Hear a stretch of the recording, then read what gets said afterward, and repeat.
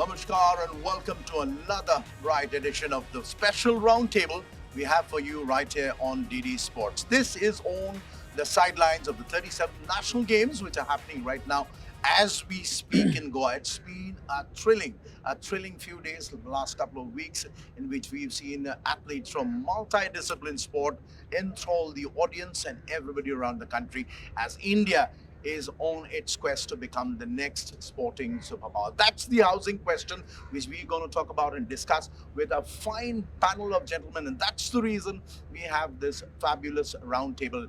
On to my immediate left, the president of Yogasana Bharat, and of course, a big sports enthusiast, Udit said. Udit, great to see you after such a long time. Lovely to have you on the show. Thank you so much and best wishes.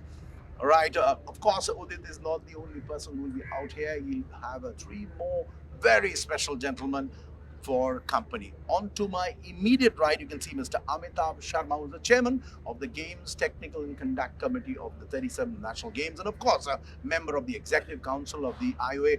Mr. Sharma, I know, of course, it's been a very hectic job. It is always a hectic job. You're managing, basically in charge of the National Games, but are you even getting the time to chill in Goa? Well, I think if the people are happy, that's what my source of energy is. My athletes are happy, and that's what makes me happy about it. Chilling in Goa, I think I'll have to park it for some next time. Thank you All very right, much. maybe possibly we'll let you off after the closing ceremony, and he's the man Sure. in charge. He's the boss man who's actually running the entire show here. On to Udit's left, on to my extreme left, I have Siddharth Satardekar, the vice president of the Goa Yachting Association, and of course, he is the man who's dressed for the occasion. It seems he's the only Goan out here. Siddharth, how are you doing? You're dressed for the occasion, certainly. Great. Thank you so much for having me on the show. And I hope to be explaining more about my sport. Absolutely. And of course, to our extreme right, I would say Saat Samundar Par, the one who's come from Dubai. He's of course from India, born and brought up here in Rajasthan in Jaipur. And of course, he's the chairman and CEO of the Women's Kabaddi League, Pradeep Kumar Nehra. Nehra ji, namaskar. क्या हालचाल? कैसा लग रहा है national games अभी तक? बहुत अच्छा लग रहा है यहाँ के आकर बहुत अच्छा लगा इतनी दूर से दुबई से हम चल के आए बहुत अच्छा फीलिंग हो रहा है Right, and let's dive in. Let's dive in without any more ado. The fact we are discussing two very specific points.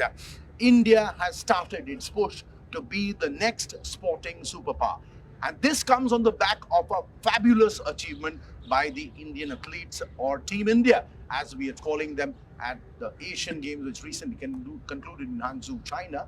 India got 107 medals, a phenomenal achievement, and they're being congratulated by all and sundry across the country, from our Honorable Prime Minister to even the kids on the street who are rooting for their Team India. That's the one thing we're going to talk about. And secondly, how equipped is India, or how equipped will India be when it pushes to be a possible host for the 2036 Games? That's the housing question. These are the 2 points broadly we're going to try and discuss threadbare. Amitabh Sharma, first and foremost, you're looking at these games from an administrative point of view, but having been somebody who's so closely involved and associated with sports, do you get the buzz, as we are, that India is firmly on its way to becoming the next big sporting superpower?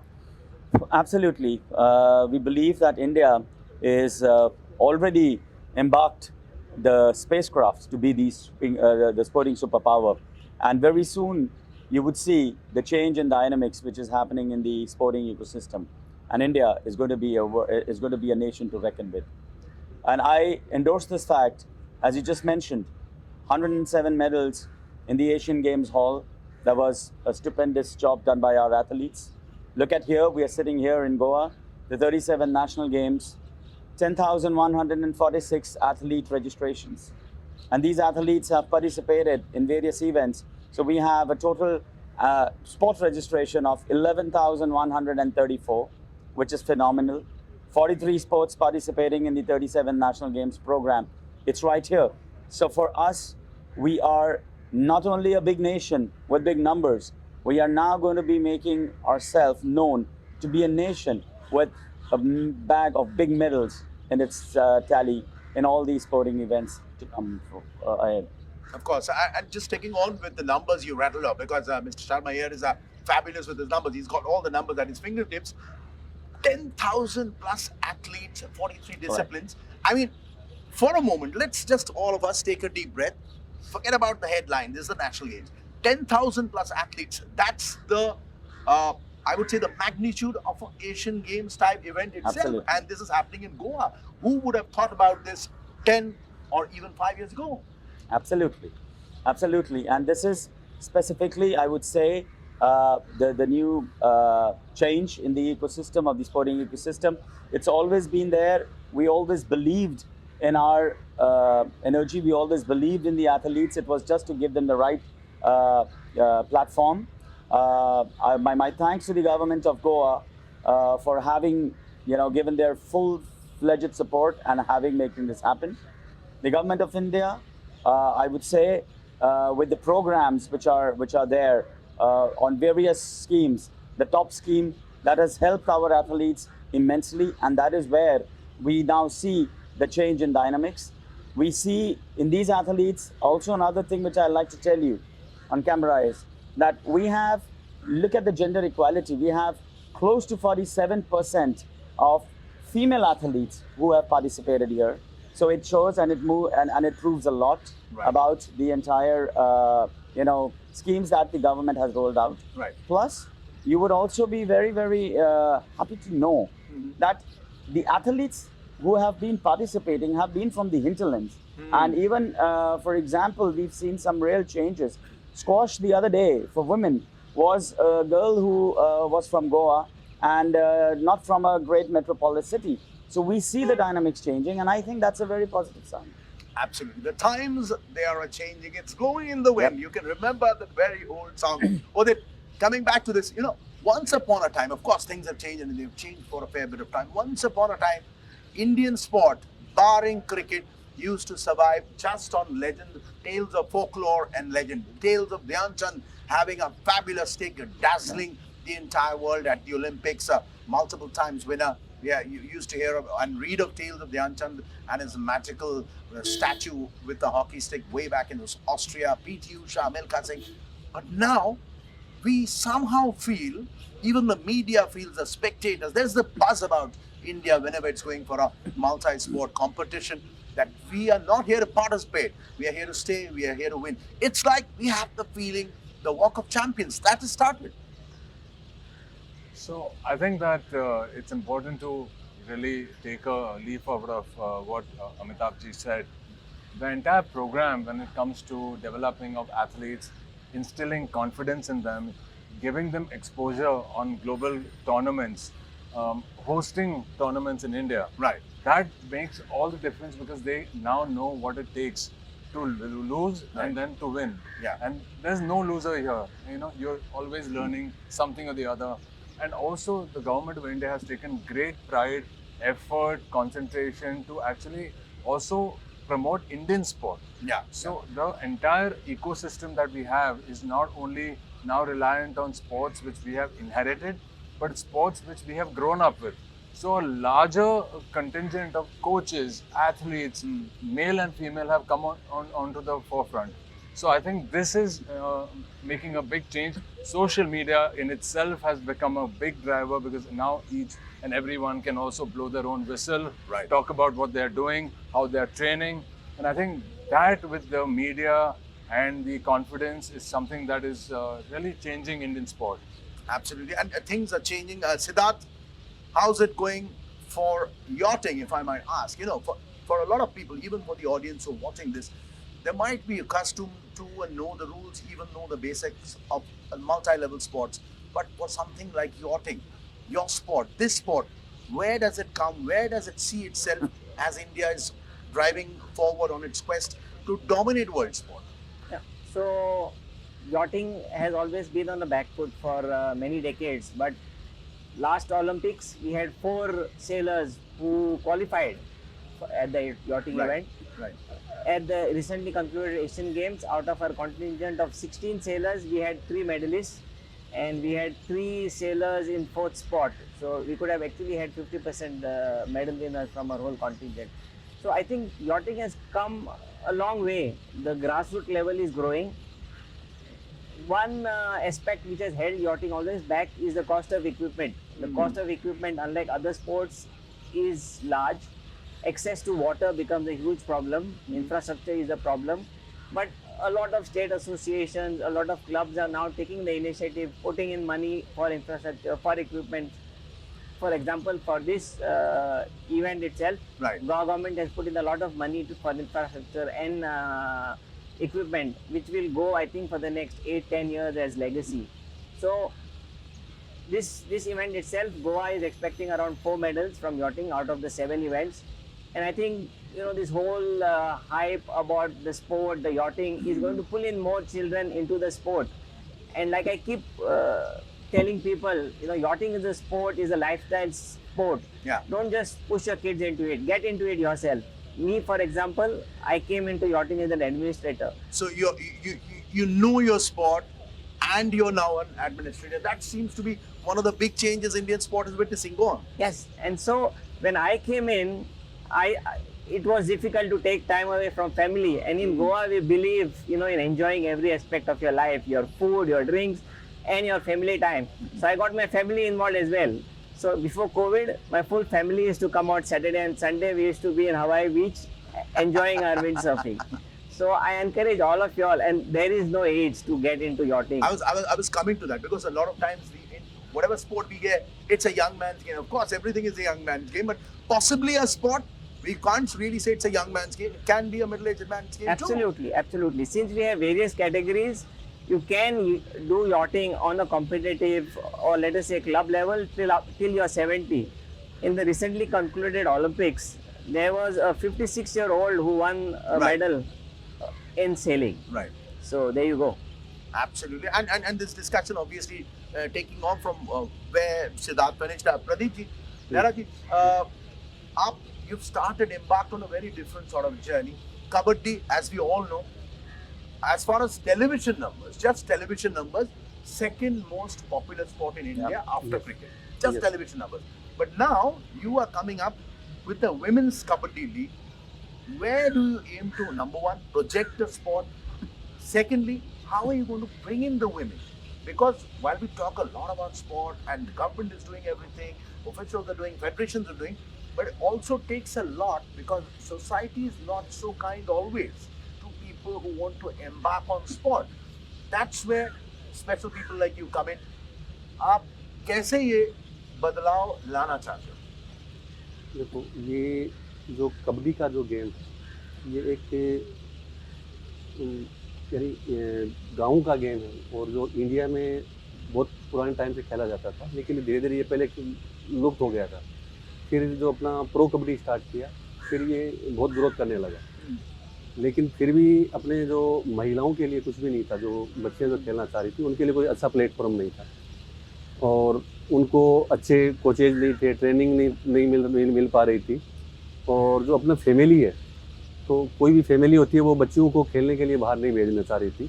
इसलिए हमने एक platform तैयार किया कि आपको हम international scale का हम कोचिंग देंगे और इंटरनेशनल प्लेटफॉर्म देंगे। जी। तो हमने ये गेम स्टार्ट किया, तो गाँव में जो बच्चे बहुत टैलेंटेड हैं लेकिन उसको एक प्लेटफॉर्म नहीं मिल पा रहा था, तो उसको देखते हुए हमने उनको एक प्लेटफॉर्म दिया और हमने एक सीज़न दुबई में करवाया। उनको दुबई में लेके गए सब प्लेयरों को और दुबई में एक प्लेटफॉर्म किया।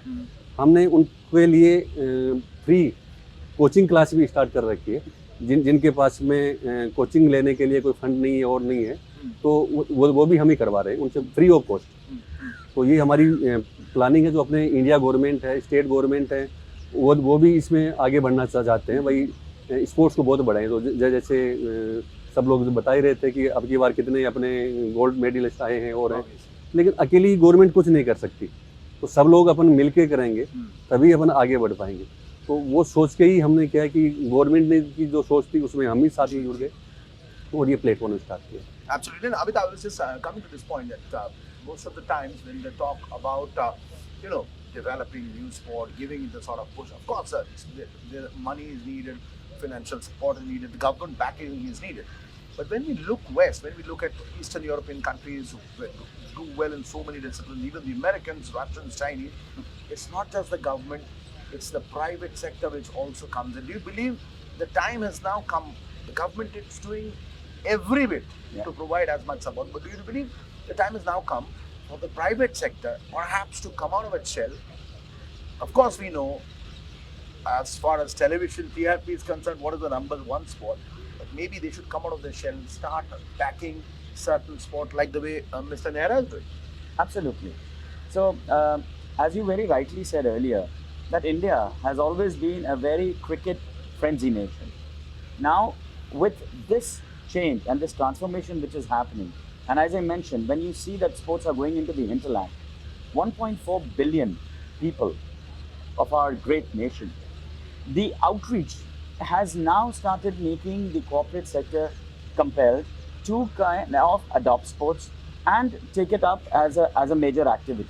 We see the transformation happening, and I think it's just a matter of time that you will have big corporates, even you really don't need to be really very big corporates, even industrial houses who have been doing in their own spheres, coming up and adopting sports or even adopting tournaments, and that will make a lot of difference. It'll change the dynamics.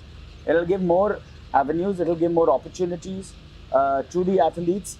And once we see that this whole thing turns into a snowball effect, it's just going to have wonderful results, and very soon. Believe me. Absolutely fabulous words. Udit, you've been in this field for a fair bit of time. You've been an innovator yourself. You're still trying to do your best for not just one but for multiple sport events. You in fact have one of the best facilities, indoor facilities as well as outdoor facilities, which we've seen in last year's national games in Gujarat. Of course, outreach is needed, but here the different question comes is how do we focus, identify and find the talent? And Mr. Sharma very rightly said, in a country of close to 1.3, 1.4 billion people, today's champions will be tomorrow's former champions. What is the plan for tomorrow as we push forward for a golden morning tomorrow? I think the standards have been set globally in terms of talent identification, and I think we have a lot of talent everywhere. Like in my sport of Yogasana itself, we actually reach out to about 2 lakh athletes across India, across boys and girls, and what we do is our national federation, our state associations make all that difference. So they are very, very clued into what is going on in every district. Over and above that, it's important to also have a scientific approach when it comes to building sport, right? So it's not just about identifying the talent.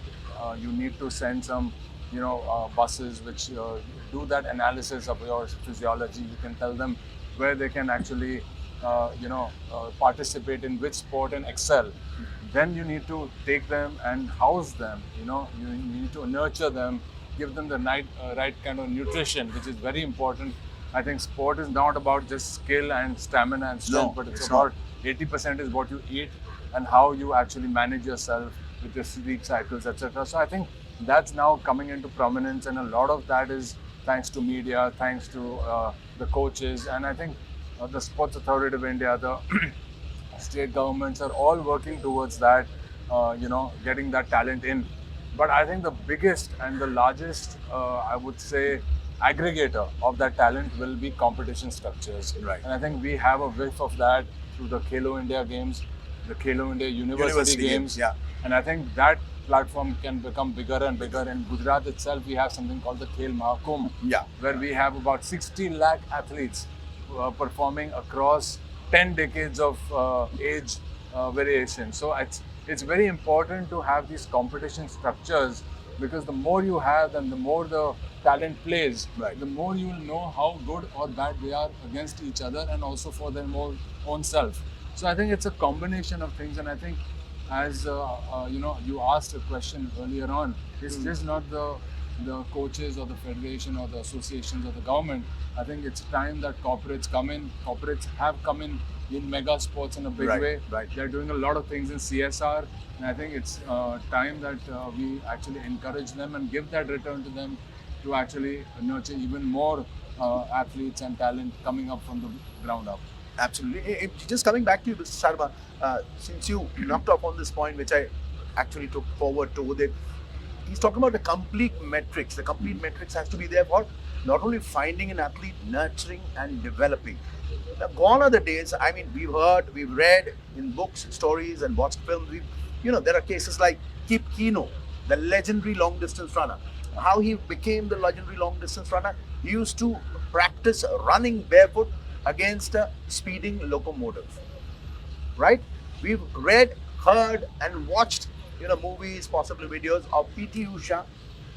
PT Usha, who used to practice barefoot with her coach O.P. Nambiar. She used to run barefoot across miles and miles. That's the way it's practiced.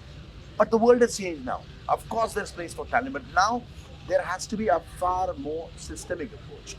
When you talk about the systemic approach, how equipped is India or Indian sports right now, and what else is needed to take it to the next level? Well, see, as I mentioned, that it's all part of transformation setting up. You were talking about numbers. Let me just tell you, and maybe because I'm privy to it in the game secretariat, the average age of participation in this particular 37 national games has been about far younger. So we have an average of about 24, 25 years. So that's when the youth is in its prime to perform, right? Now, you mentioned, yes, our boss in the Indian Olympic Association, our president, Madam PT Usha, she's an inspiration. She's still a legend. She's still an inspiration to even those young athletes. I have seen her personally going from venue to venue, and we've seen that, young athletes still, having that moment of eureka, having been there. Here, it's now more of improvising the standard, the technicality of each sport. In earlier times, like running with a locomotive was your, the only source of practice. Here now, there's so much of technicality and there is so much of science which has now got into the sport.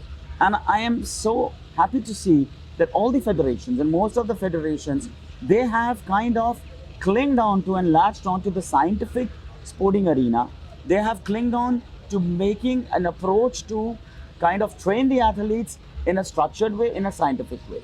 So here, getting them young, starting young, and then, having them peak right for performance at their prime is the magic that's going to be happening. And we will see this happening right now. Fabulous. And that's going to be the X factor as far as Indian sport is concerned. Siddharth, let me bring you back into this. The many who don't know, he's a technocrat, an engineer who's also done his MBA. And then he got himself into sailing, learned the ropes literally of sailing along with his family. There's a family plan there, of course. And now he's a top shot administrator. Now, the basic question for somebody who's watching this show, or for a viewer, or even who reads an article in the newspaper, okay, these guys are talking about sailing, yachting. But if you're not living close to a coastal area, how do you develop yourself, or how do you find such talent in places which do not have access to big rivers or oceans or, seas? How do you answer this one? It's a very basic question. Yes, so unlike the normal thinking that sailing or yachting happens only out in the seas, we have lakes all across the country, and sailing happens in lakes as well.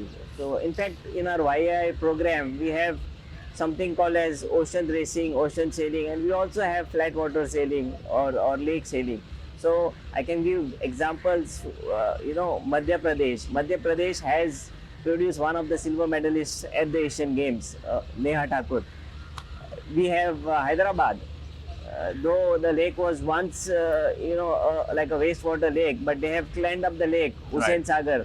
And today you have 150 children coming, sailing out from Hyderabad. So we are happy, all of us who have already been in this to extend our expertise, to develop more sailing centers, in places which are far off, in lakes. As long as there is wind, there is water, and there is a will, we can sail. And I think, yes. So in fact, the next national games is going to be in Uttarakhand.